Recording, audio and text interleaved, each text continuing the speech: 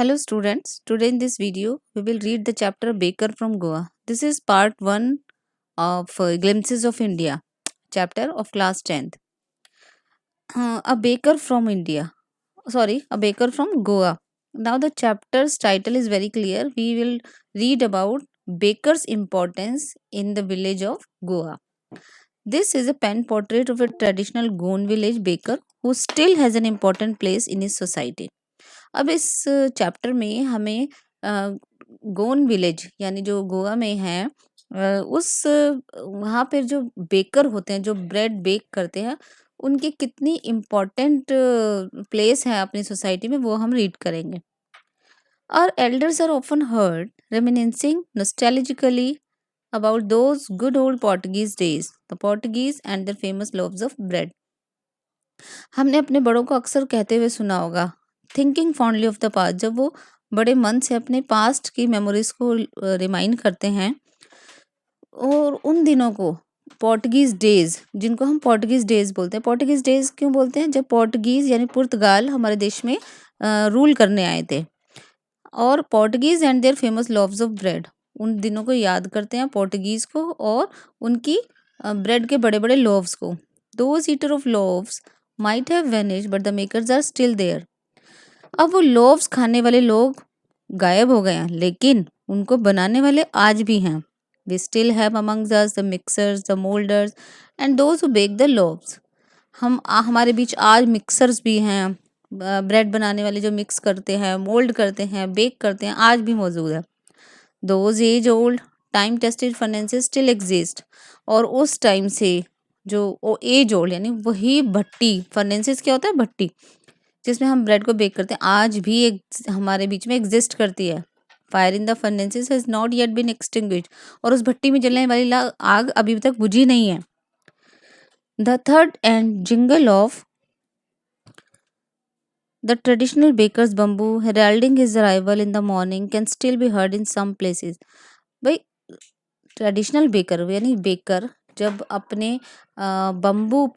Bamboo लेकर आते हैं और उसकी थर्ड और जिंगल यानी उनकी जो आवाज़ होती है बम्बू की और उसी से ही हमें उनके आने का पता चलता है और वो आवाज़ आज भी कई जगह सुनी जा सकती है maybe the father is not alive but the son still carries on the family profession हो सकता है फादर्स उस टाइम के आज ना हो हमारे बीच में जिंदा ना हो लेकिन उनके जो बेटे हैं उनके जो सन हैं वो फैमिली प्रोफेशन को आज भी कैरी कर रहे हैं these bakers are even today known as poder in Goa आज भी वो गोवा में पैडर के नाम से जाने जाते हैं during our childhood in Goa the baker used to be our friend companion and guide अब नरेटर कहता है कि हमारे बचपन के दिनों में जो बेकर थे वो हमारे फ्रेंड हमारे साथी हमारे गाइड हुआ करते थे he use to come at least twice a day वो दिन में 2 बार आया करते थे once when he set out in the morning on selling round एक बार तो सुबह जब बेचने आते थे and then again when he returned after emptying his huge basket और एक बार शाम को जब वो अपनी पूरी की पूरी बास्केट उनकी बेचने के बाद ब्रेड्स को खाली हो जाती थी द जिंगलिंग थर्ड of his bamboo wake us up from sleep and we ran to meet and greet him अब बम्बू जो हाथ में जैसे आपने भी देखा होगा कि बम्बू हाथ में लेके चलते हैं एक हाथ से वो स्टिक पकड़ते हैं बम्बू वाली और एक हाथ से उनके अपने सर पर टोकरी को संभालते हैं तो नरेटर कहता है जो बम्बू की जिंगलिंग थर्ड होती थी आवाज होती थी उसी से हम जागते थे और हम भागते थे उसको ग्रीट करने के लिए बड़ी खुशी खुशी वाई वॉज इट सो ऐसा क्यों था was it for the love of the love क्या ये ब्रेड का लव था हमारे लिए no not at all the loaves are bought by some पेस्किन और बेस्टिन the maid servant of the house भाई ब्रेड के लोव्स तो जो रिच पीपल के मेड सर्वेंट्स थे वो ही खरीदते थे ठीक है उनको क्या बोलते थे पेस्किन और बेस्टिन what we long for were those bread bangles which we choose carefully हमें किसकी इच्छा होती थी ब्रेड बेंगल्स की जो हम बड़े ध्यान से चूज करते थे ब्रेड बेंगल्स क्या होते हैं भाई तो नाम से ही क्लियर है बेंगल्स यानी round shape breads sometimes it was sweet bread of special make कभी कभी तो ये बहुत ही स्वीट ब्रेड होती थी स्पेशल पर्पज से बनी हुई स्पेशल तरीके से the baker made his musical entry on the scene with the jhang jhang sound of his specially made bamboo staff भाई बेकर अपनी एंट्री म्यूजिकल एंट्री करता था एक तरह से उसके बम्बू से जो झैंग झैंग आवाज आती थी उससे one hand supported the basket on his head and the other bang the bamboo on the ground. एक हाथ से तो वो अपने सर पर टोकरी को संभालता था और दूसरे हाथ से अपने बम्बू को नीचे जमीन पर बैंग करता था। He would greet the lady of the house with good morning and then place his basket on the vertical bamboo. और मॉर्निंग में जब वो आता था तो भाई जो लेडीज थी सबको गुड मॉर्निंग बोलता था और फिर अपनी सर पर रखे होने वाली टोकरी को उस बम्बू पर रख देता था। We kids would be pushed aside with a mild rebuke and the loaves would be delivered to the servant. हम बच्चों को तो हल्की सी डांट कर हमें हल्का सा डांट कर साइड कर देता था और जो बड़े बड़े लोव्स होते थे वो उनको सर्वेंट्स को डिलीवर कर देता था। But we would not give up, लेकिन हम हार नहीं मानते थे। We would climb a bench और the parapet and peep into the basket somehow. हम या तो किसी बेंच पर चढ़ जाते थे या किसी ऊंची जमीन पर चढ़ जाते थे बास्केट में अंदर तक झांकने के लिए। I can still recall the typical fragrance of those loaves. आज भी मुझे उन ब्रेड की लोव्स की जो खुशबू है आज भी मुझे याद आती है। Loaves for the elders and the bangles for the children. Bread के बड़े बड़े लोव्स बड़ों के लिए होते थे और बैंगल्स बच्चों के लिए। Then we did not even care to brush our teeth और wash our mouth properly and why should we. हम ये भी केयर नहीं करते थे कि भाई हमने अपने ब्रश किया है या नहीं, या हमने मुंह धोया है या नहीं, और ऐसा करें भी क्यों। Who would take the trouble of plucking the mango leaf for the toothbrush. कौन इस बात की पर कौन इतना ज़्यादा परेशानी ले कि मैंगो लीफ को हम तोड़े और फिर टूथब्रश करें। वही पहले के टाइम में ना कभी नीम की लीफ से या मैंगो लीफ से ही ब्रश करते थे। And why was it necessary at all. अब ऑथर कहता है इतना हमें ज़रूरी भी नहीं लगता था। The tiger never brushed his teeth. अब वो अपने लिए कमेंट करता है कि शेर कभी टीथ ब्रश नहीं करते। Hot T could wash and clean up everything so nicely after all. गरम चाय जब हम पीते थे तो वो सब कुछ अपने आप ही नेचुरली क्लीन कर देती थी। Next in passage narrator says कि marriage gifts are meaningless without the sweet bread known as bol, just as a party और a feast loses its charm without bread.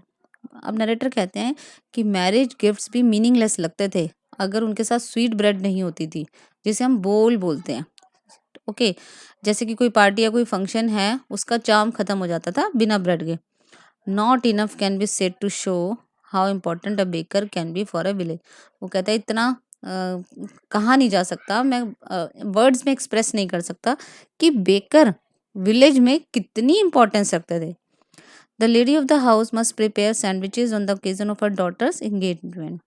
अब जो लेडीज थी घर की वो उन्हें सैंडविचेस तैयार करने होते थे अपनी डॉटर्स की एंगेजमेंट के लिए, वो भी ब्रेड से बनते थे और ब्रेड बेकर्स बनाते थे। केक्स एंड बॉलिनाज are a must for Christmas as well as other festival. अब ये दो जो केक्स और बॉलिनाज ये दोनों स्वीट्स थी जो क्रिसमस पे बनती थी और वो भी ब्रेड से बनती थी, वो भी ब्रेड बेकर बनाते थे। Thus the presence of the baker's furnace in the village is absolutely essential.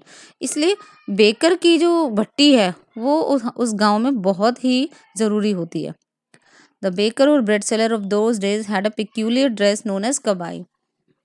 उन दिनों में जब बेकर होते थे उनकी एक स्पेशल ड्रेस होती थी, उसको कहते थे कबाई।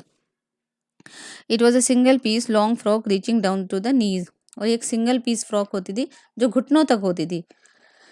इन our childhood we saw bakers wearing a shirt and trouser which were shorter than full length ones and longer than half pant. अब ये कबाई ड्रेस तो उनके अपने फादर के टाइम में होती थी और ऑथर के टाइम में जो बेकर थे वो शर्ट पहनते थे और ट्राउजर जो हाफ पैंट से तो लॉन्ग होता था बट फुल लेंथ से छोटा। Even today, anyone who wears a half pant which reaches just below the knees invite the comment that is dressed like a pedder। और कहते हैं कि आज भी अगर कोई हाफ पैंट से थोड़ी सी लॉन्गर पैंट पहन लेता है जो फुल लेंथ से छोटी होती है तो उसे कमेंट कर दिया जाता है कि पैडर की तरह ड्रेस्ड हो रखा है। The baker usually collected his bills at the end of the month. अब बेकर जो थे वो अपना बिल ज़्यादातर महीने के एंड में कलेक्ट करते थे। Monthly accounts used to be recorded on some wall in pencil. Monthly account दीवार पर नोट डाउन किया जाता था यानी रिकॉर्ड किया जाता था पेंसिल से। Baking was indeed a profitable profession in the old days. अब भाई बेकिंग का जो काम था वो एक्चुअली बहुत प्रॉफिट कमाने वाला काम था। The baker and his family never starved. He his family and his servants always looked happy and prosperous. भाई बेकर और उसकी जो फैमिली थी वो कभी भूखे नहीं मरते थे। उनकी फैमिली और उनके जो इवन सर्वेंट्स भी थे वो भी हमेशा खुश दिखाई देते थे। Their plump physique was an open testimony to this. Plump physique के होते हैं जो फैटी बॉडी होती है, और ओपन टेस्टिमनी यहाँ आपको गिवन है public statement about a character और क्वालिटी। तो उनकी जो प्लम फिजिक थी ना वो सबके लिए ओपन थी कि भाई ये बेकर फैमिली से बिलोंग करता है। Even today any person with jackfruit like physical appearance is easily compare to a baker.